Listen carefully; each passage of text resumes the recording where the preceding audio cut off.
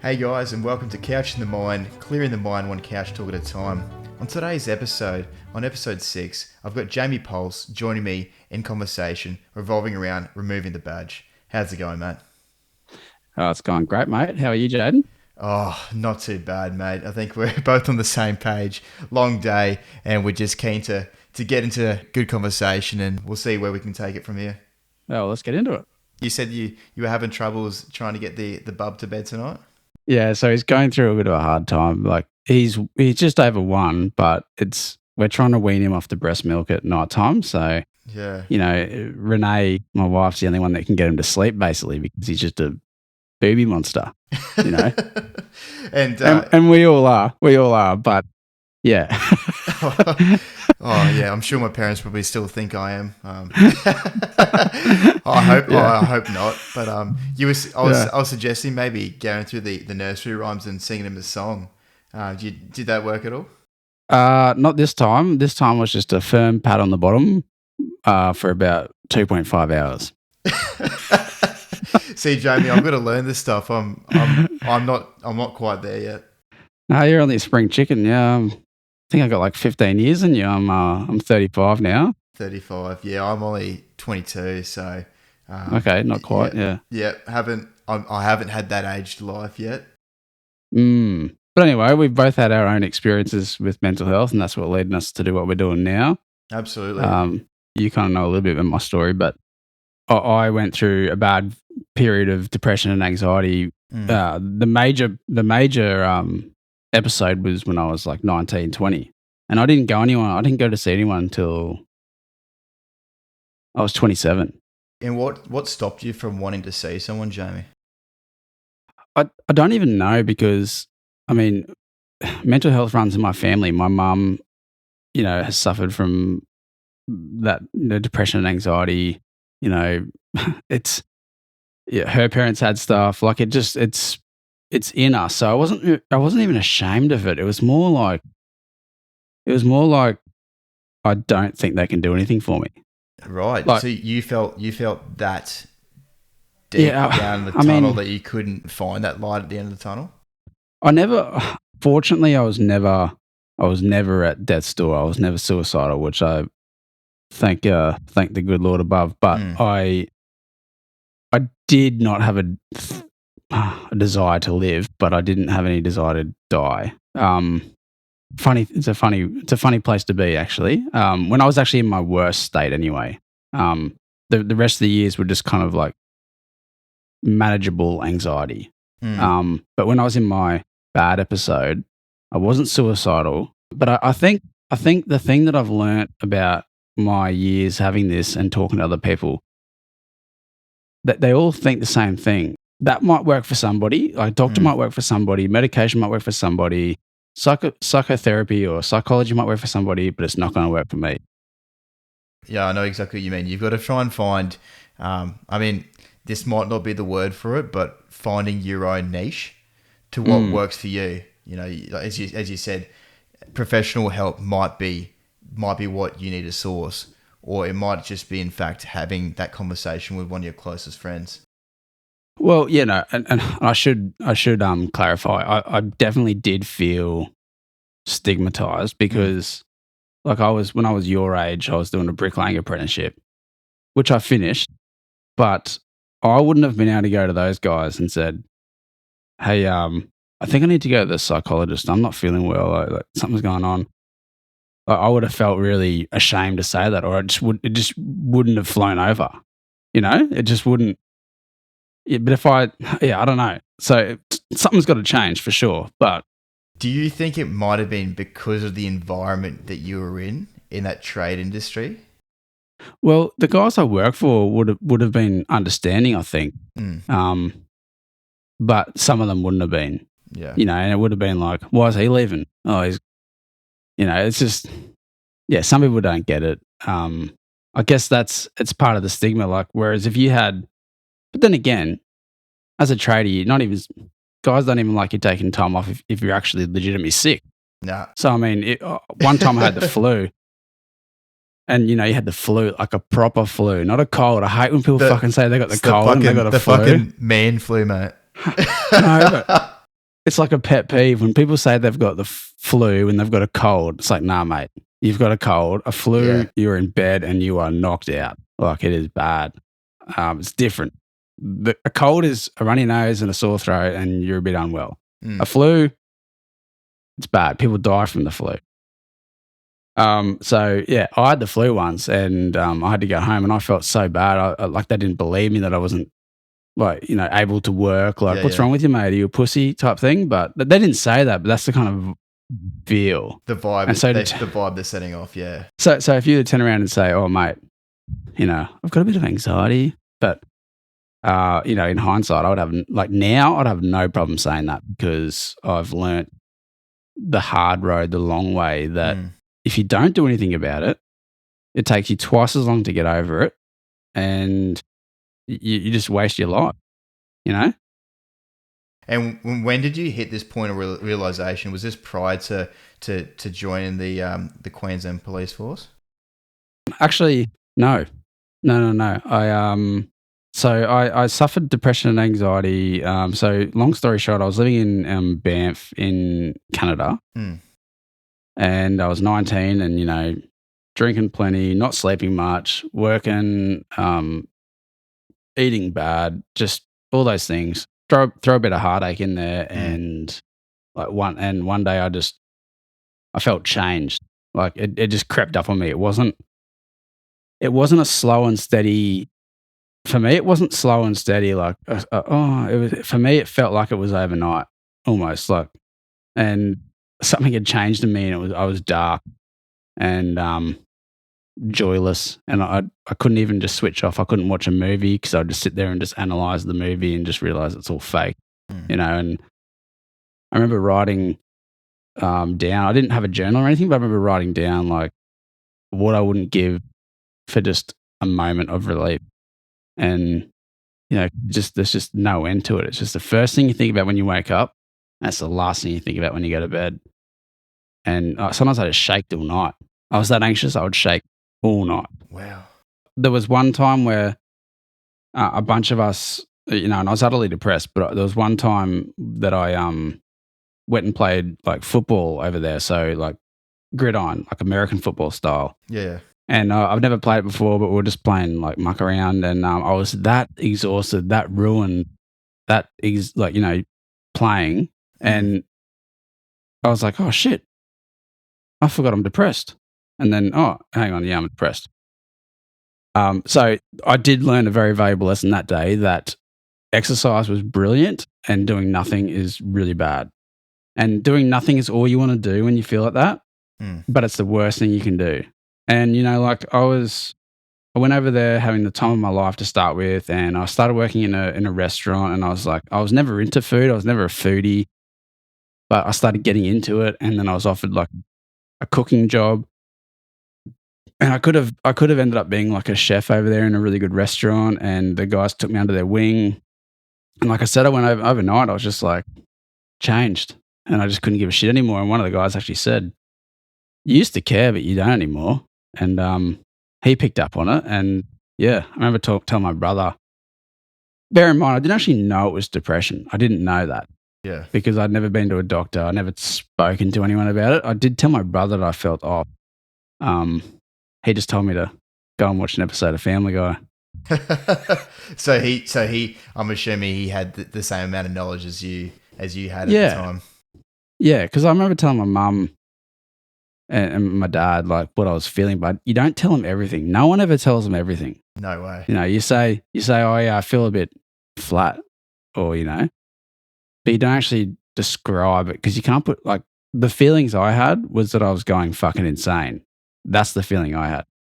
Like, you're losing your mind, you're losing your grip on reality, and that is the scariest shit I've ever been through in my life. And yeah, just that is the worst feeling. That's, to me. Yeah, so you're going through this feeling, like, the idea of going insane. You're not talking to anyone about it because you don't know how to kind of describe it. Yeah, imagine rocking up to a doctor and saying, "Yeah, I know. I'm going insane," and like, actually, what if they take you away and lock you up? Yeah. That's the kind of stuff that goes through your head, like. Yeah. So I know nobody opens up to the doctor the first time. Maybe like I've got a pretty good relationship with my doctor now, but yeah. So I went through all that and I got a self-help book. That's as far as I went. And I told my mum and dad what was happening, but not in as much detail as I probably could have. And so I never got diagnosed. And then I met my wife, and Yep. that was all great. But I look back on it now and think if I'd got treatment, I just would have been a more pleasant person, or more like, not that I wasn't pleasant, but I would have been more outgoing because I am quite an outgoing person. I'm very social, but that did hinder me. Those few years were robbed from me because, I guess I look back and think I could have done this, I could have done that.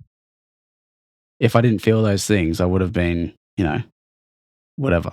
Do you think that big, like if you looking back at it now, the reason why you mightn't have taken that next step to seek help was because there might be a sheer, the idea of embarrassment, from your peers, or shame put on your family for the way you're maybe feeling about yourself? Yeah, probably, but also you just don't want to be a burden to anyone, or you Yeah. don't, like, I don't know. Like I said, I think it's maturity plays into it as well. I wasn't mature, and now, like, if I was slipping now, I would book an appointment tomorrow and sort it out, or tell my wife. Like, I wouldn't hold it in. But when I was 19, I wouldn't have had the calcium on my hands, or the emotional, Yeah. what do you call it? Maturity, I suppose. Maturity, yeah. Just to be able to navigate it and make myself vulnerable, I suppose. And asking for help. And yeah, I have no reason why. I mean, I don't know why I didn't, or just those few things I've managed to put together from looking back on it. Like, maybe I was concerned about getting locked up, or maybe it wouldn't work for me, or whatever. I just got to ride this thing out. Yeah, if we fast track from this situation of trying to make a change, but just not knowing where to go from here, because you're afraid that by identifying your state as insanity, that Yeah. you don't know what the repercussions, or what the result will be. I'm curious to know, when you're in the police force, it was on one night, you were in a domestic violence situation. That was when you met Kirra Mcloughlin.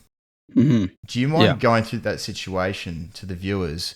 I'm just really interested to know, because of being in the state you were in, I'm not too sure if you felt that at the time as well, how you processed the long-term result of that situation. Yeah, good question. So I get asked a fair bit after I did Beenham Valley Road, the podcast about Kirra, why I was able.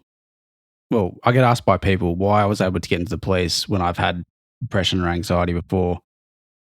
Well, the short answer is I was never diagnosed with it. I never went to see anyone about it. So no one ever said that's what you've got. I mean, yeah, I could do my own Google searching and think, yeah, I've got depression, I've got anxiety. I was never going insane. It was just a feeling you have of feeling so low and so detached from yourself and who you thought you were. So that's the feeling that I had. It's also like you can get that feeling when you're extremely stressed, But yeah, so I was never diagnosed. So when I joined the police, I was in a better frame of mind. Never saw anyone still, but better frame of mind.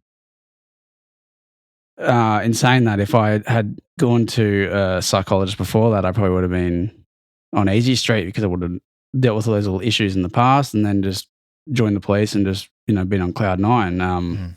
But that wasn't to be. So anyway, I was working in Gympie in 2014, and I met Kirra for a domestic violence call out, and I was there with my senior partner, and she was on the driveway when we got there.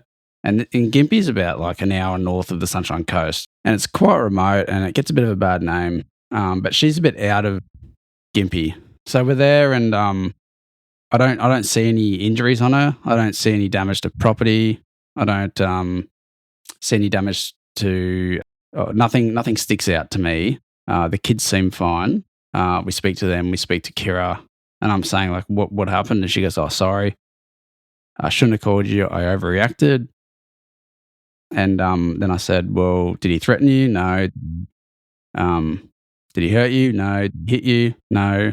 Call your names? No. What happened? Nothing. I shouldn't have called you. Where is he? He left. He ran away." So we go searching around the property, but it's a massive property and he's just legged it somewhere. So yeah, he's legged it and didn't find him. And then 6 months later, she's dead. And fuck. Yeah. So I'm curious to know, did you kind of think that the reason why she wasn't saying anything was because she was that afraid of her partner, that she knew that if she were to speak out, that she was afraid that he might try to do something, cause harm to her? Oh, yeah, definitely. But there's much more to it than that. Like, so the fear, yes, the fear of repercussions of calling the police. Mm. Then there's also the gaslighting and the mental fuckery that's been put on them for the last whatever it is. They actually think that they're responsible half the time. Like, I've learned a lot about domestic violence since being out of the police, like dealing with this, doing this Beenham Valley Road podcast. It's not that easy. And even in the police, it's not that easy to just walk away. Like, when you got kids involved and even though Kirra's partner's wasn't the father to her kids, this is a new partner who we think killed her.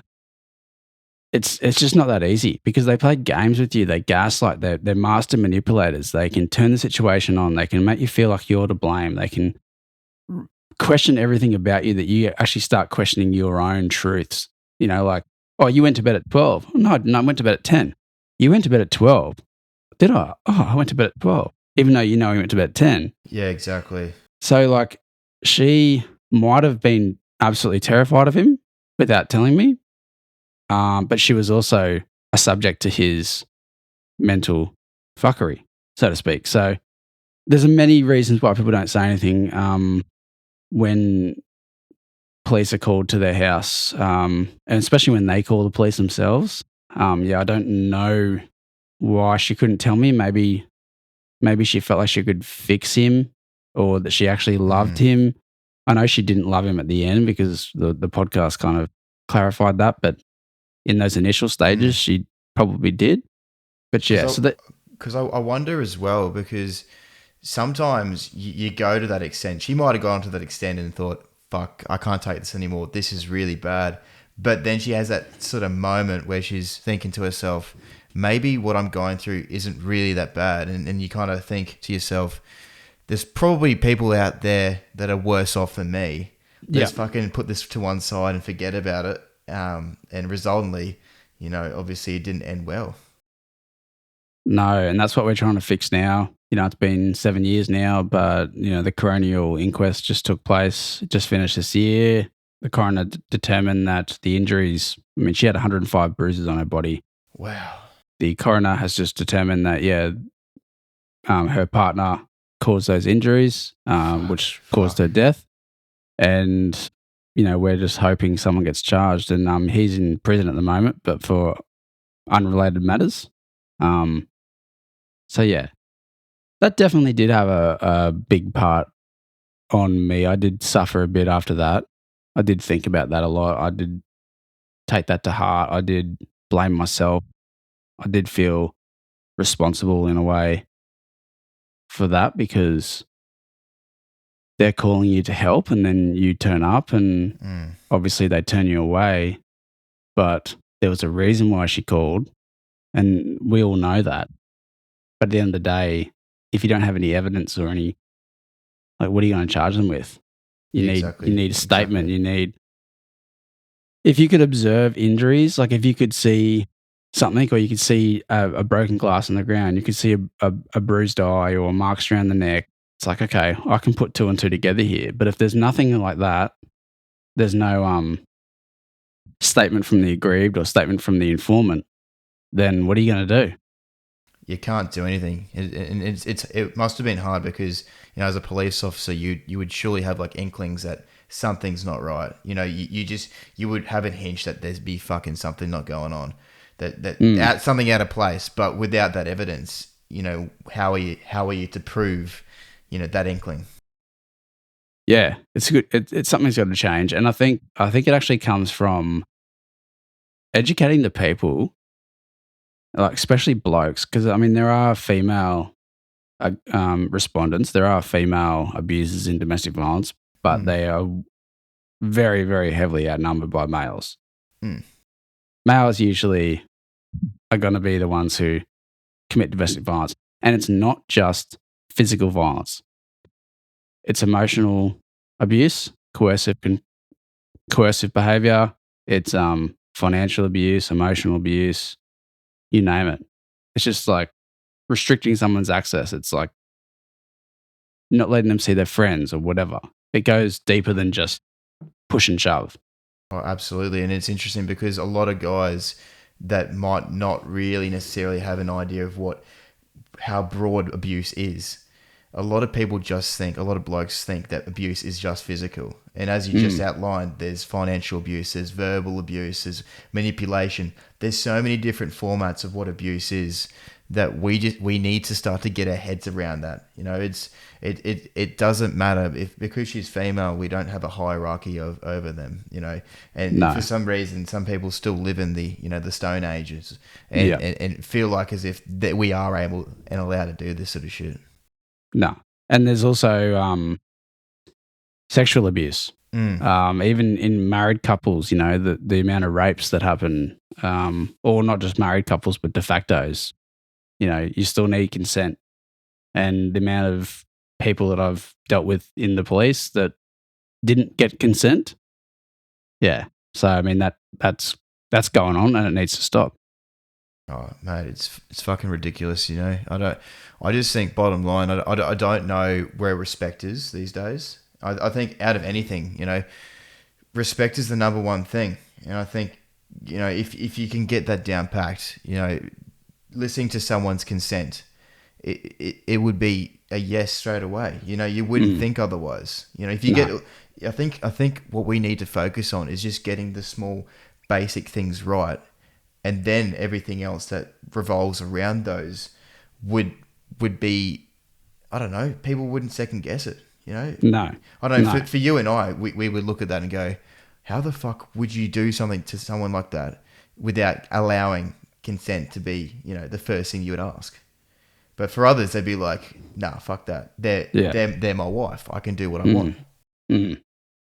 Yeah, there's like different upbringings, there's different cultures, there's a myriad of things, but at the end of the day, we will get to I hope we get, you know, closer to a resolution to those things, and I think it starts with like maybe educating, you know, young people in school, like yeah, exactly, especially right. like even primary school or high school, and having someone with authority come and speak about domestic violence issues, and I don't know, just like giving the precursors to people so that even young girls can know what to expect. So if they find themselves in a relationship 5 years down the track that looks like what that person spoke about, they need to start thinking about how to get out of there. Oh, 100%, Jamie. You know, started off whilst the women and men are young, and I noticed that, you know, going to a boys' school, it wasn't a particularly old age. I would probably say maybe year 7 or year 8, where you start to hear things, you know, get brought up that are just really uncomfortable and unnerving. And I feel like it's just because those bigger conversations of what the long-term effect could possibly be aren't being made. No. So you went to an all-boys school? Yeah, mate. I went to an all-boys school in Coorparoo. Ah, yeah. I see. So the only way we were interacting with women would be at the PCYC dances, mate. And that was probably one of the only places that I knew prior to COVID where we already had inherited that 1.5 distancing between the partner and the bloke at the dances, mate. Ah. So that's all foreign to me. Shit. Yes, you would have graduated in what, 2016. Wow. Yeah, so 5 years out of school now. 2003, I graduated. Far out. Mate, don't That's worry. crazy. You don't look at a day over 28, mate. You're doing well. Yeah, well, mate, I've been up since, I don't know, pretty early. Yeah, the young fella's been playing up, but yeah, it's all good. But yeah, I think it all comes back to conversations and just, yeah, I think it's about people leading, because I mean, it's some issues are cultural and some issues are just, it's learnt behavior. Monkey see, monkey do, but other times it's like, what's the saying? I don't hurt the ones I like, but I hurt the ones I love, or something like that. Yeah, I know what you mean. So somebody might go to work and they're like, have an argument with the boss, and the boss is, they'll just be nice to the boss, but then when they come home, they'll just go irate on their kids and wife. Yeah, isn't that funny? I mean, it's not funny, but isn't that interesting? Because I know for a fact that a lot of people that break up with a partner, you'll hear them maybe ranting and cussing on about what they may have done and how they made them feel. But I find that, the more hate you have towards someone is the more love you have for them. Mm. And it's the more it's hurt you. Yeah, it's hurt you the more you miss them. Mm. Yeah. But it's interesting because I would like to ask as well, because it wasn't long after this case that you swapped your badge for the mic. Yeah, you hung the badge up. Was it 2019?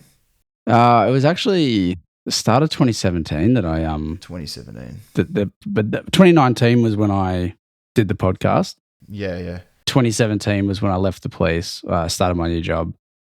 And it was, I thought about it for a while, and then I did some research, just trying to figure out who I would talk to, and then in 2019 I hooked up with Tom, who's another ex-cop from Gympie.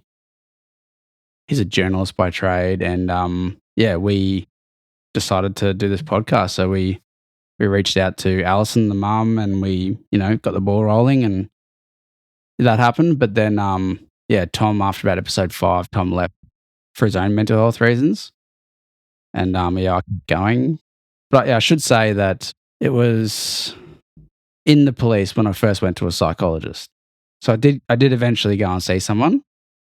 Was that on your own doing, or did someone sort of acknowledge that maybe it might be worth speaking to someone? No, it was my own doing. I just had enough of it. Yeah. I was like, look, I've got to do something here. So I went there, and it's a tricky one, psychology, because it's all about finding the right person. It might not be like, some people will have a great psychologist, and other people you just kind of get like probably just chat to my neighbor and get just as much out of it. Yeah, you got to try and find that right match, because you're not going to open up to someone where you just don't feel 100% yourself around. Yeah, or for them to give you tools. That's what you want. You want tools to be able to deal with it. And anyway, so I went and saw them, and came good for a bit, but then I kind of burnt out, and I was like, all right. And a burnout's just like, you're just done. You just don't. I'll just hang it up right now. I'll glad you give me my badge that I worked so hard for. I'll give it to you now. I'm done. That's kind of what a burnout feels like. And anyway, I did that. I looked back on that a few times and thought, should I have just taken 6 months off or 6 weeks off or whatever, and just kind of regrouped and been okay? And I probably could have. But I didn't. And I wouldn't have been able to do this podcast and then go on to do more podcasts if I did do that. So kind of come back to that idea of with bad comes good. Yeah. I mean, because I wasn't noticeably bad. It was just in me. I was just getting short fused and in myself, and like irritable. Yeah, it's just a burnout. You just don't feel like you got energy, and you don't care. It felt very different to depression, very, very different, because in depression, I personally, if that's what I had, I very much didn't have any joy. So I couldn't watch a movie and go, oh, that's funny. Or go for a nice walk and enjoy it. I mean, But with a burnout when I wasn't at work and when I was off, like when I could finally forget about it, I was like, okay, I'm me again. So yeah, I kind of decided to hang it up. But yeah, I mean, my last time I wore the uniform was one of my mates' funeral, who was a police officer and took his life. So, Oh, I'm so sorry to hear that, Jamie. oh well, it's just police do it too. You know what? The funny thing is, like, yeah, the work was stressful and the work was traumatizing. But what actually got to me was the paperwork, the public scrutiny, the red tape. No one likes you, and the workload. Like, and I'm not. I'm a hard worker, but yeah, you are so spread thin. Like, it's unbelievable. You might see police sitting there and having a coffee or going through Macca's drive-through or driving around, and you think, oh, that's cool, but they've got plenty to do back at the station, believe me. They've got heaps of paperwork to do. They've got cases they've got to do. They've got court coming up. They've got so much work to do, and they're overdue tasks. They've got stuff going on, but they have to be proactive. That's the difference between, like, you know, ambulance and fireys. When they don't have a job, they're not working. They're reactive. Police have to be proactive. We have to have hours on the road, driving around, pulling people over, driving through main streets, letting people know we're there, walking through shopping centres. So, I mean, they're things you have to do. Even though you've got like so much to do, you've got to do those things. And then jobs keep coming in. So you might have like, I don't know, 5 hours worth of paperwork to do back at the station, but you've got 10 jobs to go to. And that's just going to add to your paperwork. Yeah. You know, and that's what I struggled to take home with me. I'd go home and just think, I've got so much to do. I can even see that it's starting to agitate you just speaking about it. Yeah. I do have a lot of respect for police. But yeah, I mean, I've lost a lot of respect for them too, because some of them trolled me, and after I did this podcast, some of them have treated me pretty shitly. So what do you mean? Oh, well, just because like I did a podcast about an unsolved murder or a suspicious death that you know, they feel like they might feel like I'm stepping on their toes, which I understand, but I don't get it, man. I don't get it. It's just yeah. But like, anyway, I mean, because you're trying to do something good, you know, from a bad situation. You're trying to bring up, you know, try and find further evidence. Is that what you're trying to do with that podcast series? I believe it was the Beenham Valley. Yeah, Road? Beenham Valley Road. Yeah, yeah. So I was trying to. There was no resolution to it. So her death was determined suspicious, but it wasn't a murder. So yeah, we were just trying to piece that together. That's what we were doing. That's the whole purpose. Yeah, I think we got a fair bit closer than what we knew before that. But in saying that, I don't know what the police knew, because I had left the station and I left that area, and then I obviously got out. So I don't know.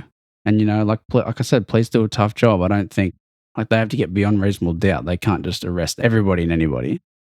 Yeah, I just felt compelled to do something about this one, I guess. Yeah, and I'm curious to know, because, you know, the people listening might be thinking the same way. You know, it's easy for people to bring forward these accusations, but how did you find suffice evidence to know for a fact that it would be helpful to the case? Well, good question. So there's a few types of different evidence, right? There's direct evidence and there's circumstantial. And with a court case, a criminal case, it has to be beyond reasonable doubt.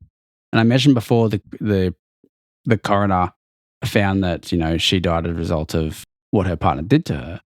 But that's on the balance of probabilities. You know, it's a different burden of proof in a criminal court. So you have to have beyond reasonable doubt. So you have to be able to negate any doubt in a juror's mind that thing happened. So it's a very difficult thing to do if there's lots of circumstantial evidence. Circumstantial evidence is something that ties somebody. It's kind of like a link on a chain link thing. Like, the more links you have, the stronger it is. But it's not direct.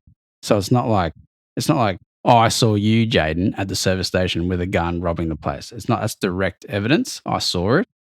Circumstantial would be like you were gone for 2 hours and at the same time you were known to frequent that place, and just like little things that add up to a big little things that add up to a big thing. So it's kind of like little inklings that might potentially be something that could have been the end result. So it's like, as you're saying, like, I saw someone here at this time. Oh, maybe we should go back and check that out. Like things like that. Yeah. So, I see you at the service station robbing someone, with your gun out, versus that's direct evidence versus circumstantial. I didn't see you there, but I went to your house. You weren't there, and your gun was missing.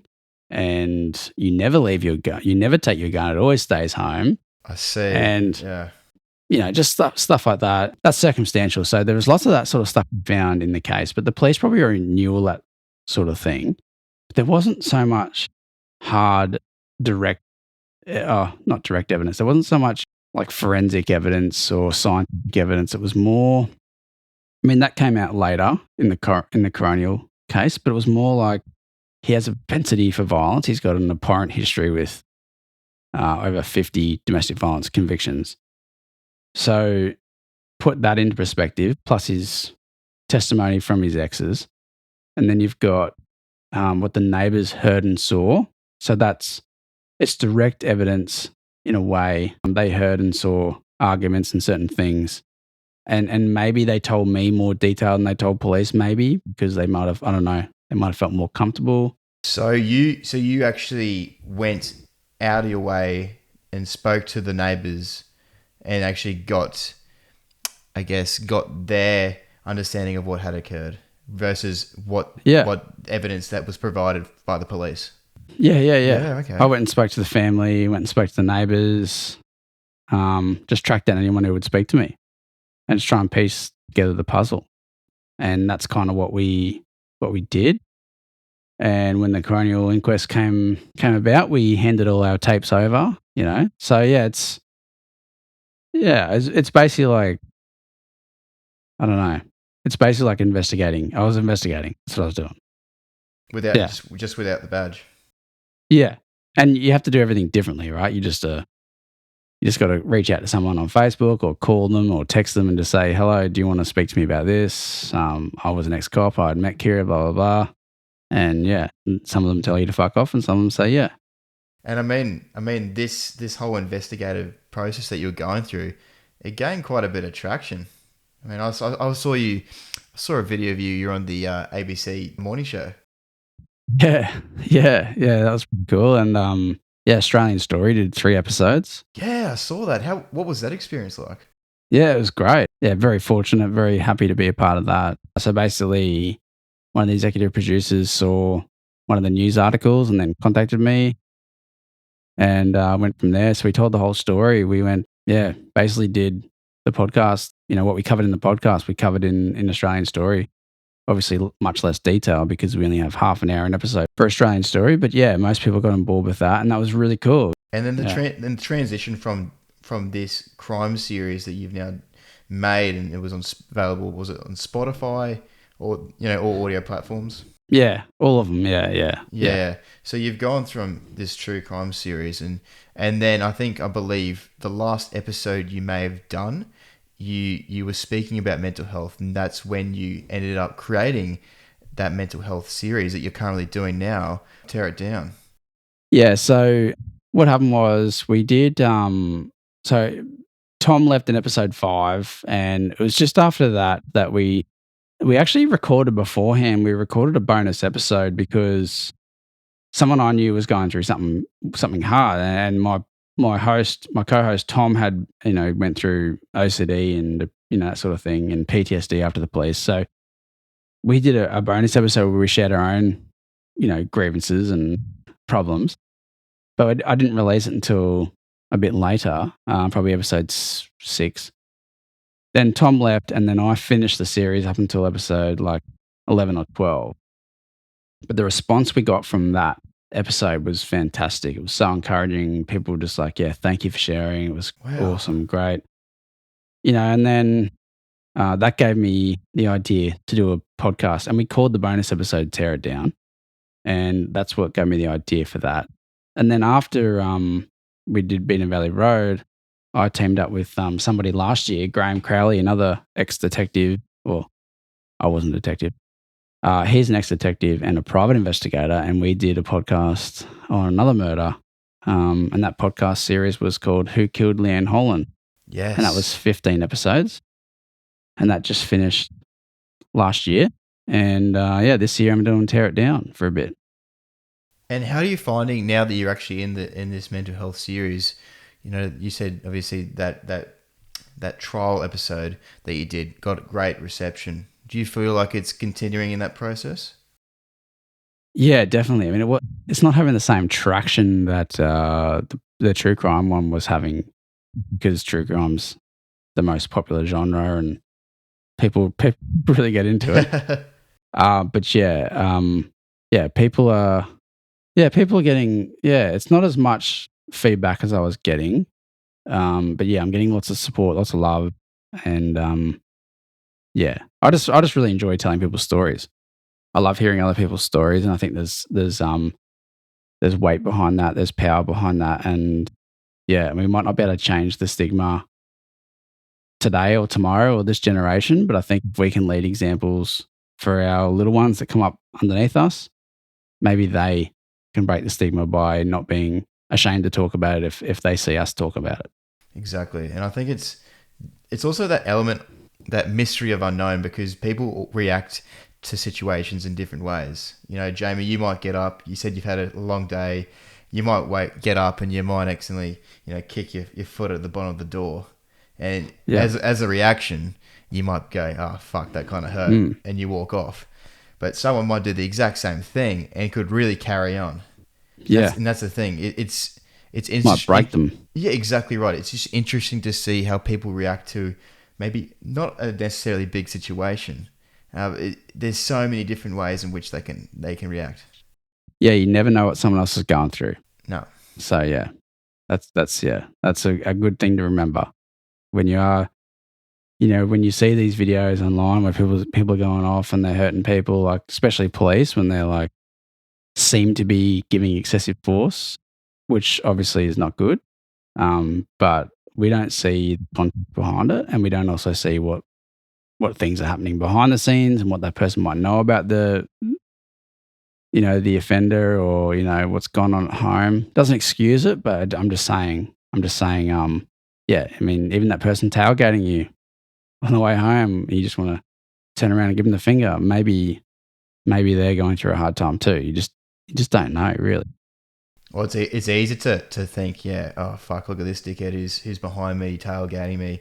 But I think sometimes we've got to flip the coin and just think maybe there's a reason why their level of agitation is at its highest. It's like at work, your boss might yell at you, and for making the simplest of errors, whereas on a normal day he wouldn't even care. No. So there's something going on, but I mean, I think, I don't know. I think we just got to talk about it in the right place. You don't want to talk about it to everybody. I mean, I was interviewing Matt O'Kine, and he's a comedian and a writer and author, and he's got a show on Stan, and he was saying, like, you do have to talk about it, but there's a time and a place. You don't want to be going into the cafe and just ordering a cappuccino and then them just telling you your life story. Like, it's got to be, you do have to make sure somebody's willing or able to hear or available to take on what you've got to say, because it might be the straw that breaks their back. Oh, for sure. And I think another thing as well is that I think the biggest thing that a lot of people struggle with is that idea of just listening to them. Yeah, they want to chime in. Exactly right. Just sitting there and just allowing someone to vent. It doesn't necessarily mean that you have to offer advice, but it might mean that someone hasn't felt this comfortable for a very long time to be able to allow whatever that, that extra baggage to come, to fall off their chest. Nah, mate, well said. And I'm curious to know as well, because, you obviously have acknowledged now that you're able to talk about this sort of stuff. But, the old Jamie that wouldn't speak about it wasn't obviously at the time aware of what he was going through. But now you're so aware, and you're probably, in fact, maybe vulnerable enough to just speak about anything, obviously in the right sort of context and situation around the right people. But if someone maybe listening in, maybe wanting to try and get to the situation or place that you're currently in now, where would you advise them to start? Yeah, good question. I would just say they've just got to do something. So find somebody you trust, somebody who might have been through something, like you might know someone who's had these issues before. Ask them. If you don't have anyone like that, then I would go to your GP. And that's what the the old Jamie looking back into the young Jamie would say. Go to your GP, tell them that you're having these symptoms, think you might have X, Y, or Z. What can you do? Can you go to a psychologist, or do you need to be on medication? Because there is nothing wrong with medication. If you need it, you need it. Yeah, and another thing that I've just discovered is meditation. I'm doing that. Yeah, and I've got a good group of friends that I speak to, and I read a lot. I'm I'm active. I go to the gym every day. I've got a very supporting wife, and Renee, who tolerates me and listens to me and puts up with me and brings me back to earth. And yeah, so that helps. And the kids, help me as well. So yeah, they're the things that I would. Don't go out and have kids just to feel better, because it won't happen. If you're feeling shit, it won't happen. But yeah, they're things that ground me. And yeah, you got to find something that exercise is a major thing, and then go to a GP. Yeah, well said, Jamie. And I think what I love about where you are right now is that you're talking about this like as if we're just sitting back talking about last night's result in a certain footy game. You're so relaxed talking about it that some people might not be in agreement with it, but you don't give a fuck because it's helped you, and it might help someone else that might want to go and try out meditation, for argument's sake. Yeah. Well, I mean, what do you got to lose? Yeah, exactly. If you're depressed or anxious, what have you got to lose? So, and there are only two things. I mean, you could have a burnout, or you might not even have anything that's diagnosis. You might just not be feeling like you. But I mean, what have you got to lose? Exactly right. And we all get caught up in that idea of thinking maybe one step too further. Yeah. We already know what that end result is without even trying. Yeah. I think it's a matter of trying, knowing that it might not be right for you, and then moving on to the next thing and seeing if that might be that right match. Yeah. Find something you're good at and what you like to do, and even be creative. And something I interviewed someone the other day, and they said keeping a journal and writing down what you're grateful for every morning.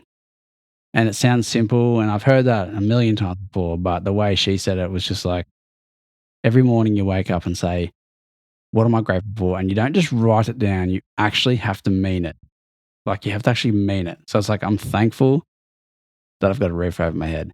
And not just say it, but you've actually really got to mean it, and why you mean it, and have that purpose behind it. And if you can think of 5 things that you actually really are grateful for, you'll just walk out of your bedroom feeling a lot better. I feel like it's the same as goal setting, because if you've got all these ideas perpetuating around your head, that's not a bad start. But I feel like it is the same sort of situation of actually writing them down on paper, maybe even saying them out loud, and actually taking action to start that process of being able to achieve a certain goal that you've put down on paper. Yeah, exactly. And visualizing it happening, and positive affirmations. And, if you don't believe those goals can happen, then why are they going to happen? Exactly. If you're the one that actually wants them, you've got to, And I guess before that I had on was like, you've got to love yourself, because no one's going to be there for you as long as you're going to be there. So you better get comfortable in your skin. Mate, it wouldn't be that hard for you, mate. You got that Dwayne Johnson kind of physique going. Oh, mate, you serious? Mate, you're writing yourself off. No, mate. See, he's 6'4" and I'm 6'6". Not really. I'm like 5'10". Yeah. No, I'm like, oh, I mean, look at you. You got the Coke bottleneck, mate. You've got a few traps up in here. This is why I've asked to interview you, mate. You're making me feel good. Yeah. Hey, I've got to rep this because you got the shirt on. I've got to mention I've got to mention the soap bar. So I did see on it was funny. I saw on a website. It was called The Vault. It was a quote saying that you stated you were fighting crime and now you're fighting grime. Now, how's the soap bar going?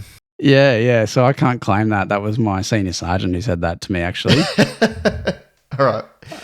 But yeah, I did kind of claim it, but yeah, he came up with it. Yeah. So it's good. I work for a family business. We go to work and, we make soap and body products, bath bombs, creams, that sort of thing.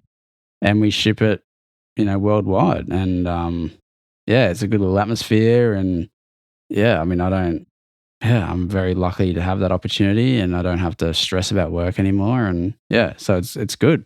I tell you what, you've got such an interesting story and I think you should be, I don't know if you do enough of this, sitting back and actually just acknowledging your journey, what you've been through to where you are now. I think, honestly, you should be so proud of yourself. You've been through, honestly, you've been through some very difficult patches. I mean, especially that case, that would have been a massive burden, 100%. But just the process of changing yourself to being so vulnerable and open to talking about these things and now being in your happy place, making soap and living the dream. Yeah. No, honestly, mate, thank you so much for taking up your time. No, thank you. And mate, I could say the same thing for you and likewise because, you're 22, you've learnt those lessons much earlier than I did. And, you've shown a lot of maturity and you're able to talk about these things and your friends are so much younger and they're in that age where they're like, yeah, let's go to the club and get pissed and hit chicks up. And so you're in that, you're in a harder phase. And so hats off to you, mate, for doing that and making yourself vulnerable and doing your podcast and getting the word out there. And yeah, so I think we both take our hats off to each other. If we had a hat on. Yeah. But I think it doesn't matter how old you are. I think it's just a matter of starting the process, just talking about it, acknowledging whether or not you are struggling with something and then doing something about it. Yeah, exactly, mate. Well, yeah, I really appreciate your time as well, Jaden. So thanks for having me. Anytime, Jamie. Catch you later, mate.